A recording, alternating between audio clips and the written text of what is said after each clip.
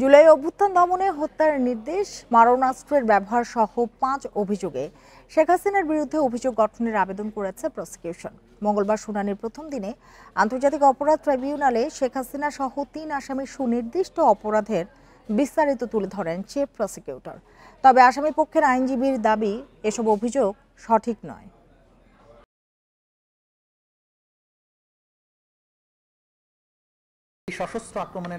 শেখ হাসিনার মানবতা বিরোধী অপরাধের মামলার বিচার কাজ দ্বিতীয়বারের মতো সরাসরি দেখতে পেল পুরো জাতি।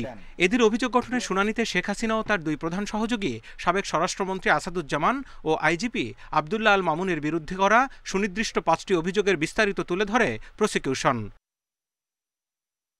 অভিযোগগুলো হলো গত বছরের 14 জুলাই গণভবনে বসে বক্তব্য দিয়ে শেখ হাসিনা আন্দোলনকারীদের হত্যায় উস্কানি ও প্ররোচনা দেন, মারণাস্ত্র ও হেলিকপ্টার ব্যবহার করে দেন হত্যার নির্দেশ, রংপুরে আবু সাইদকে হত্যা করা, 5 আগস্ট চাংখারপুলে 6 জনকে হত্যা এবং আশুলিয়ায় 5 জনকে হত্যার পর এবং 1 জনকে জীবিত অবস্থায় আগুন দেয়া হয়।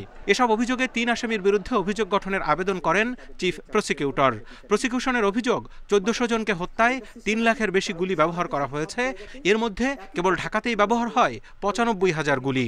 প্রধানমন্ত্রীর থেকে নির্দেশ এসেছে, সেটা চেইন অফ কমান্ড বাস্তবায়নের মাধ্যমে পুলিশ বাহিনী এবং অন্যান্য বাহিনী, অক্সিলিয়ারি ফোর্সেস, তারা গ্রাউন্ড লেভেলে সব জায়গায় একই পদ্ধতিতে এই কাজটা করেছে। লিথাল ওয়েপনের ব্যবহারে নির্দেশ এসেছে, সারা বাংলাদেশের সর্বত্র তারা একই পদ্ধতিতে লিথাল ওয়েপন ব্যবহার করেছে। সুতরাং যেটা কোয়ালিফাই করে অ্যাজ ক্রাইমস এগেইনস্ট হিউম্যানিটি।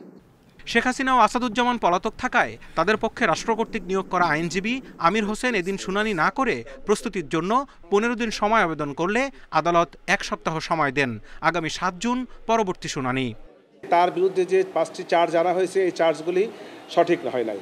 এই চার্জগুলি সঠিক না বিধায় আমি ডিসচার্জের আবেদন দেব। আমার চেষ্টা থাকবে, আপ্রাণ চেষ্টা থাকবে তার পক্ষে তাকে এই মামলা থেকে খালাস করার জন্য।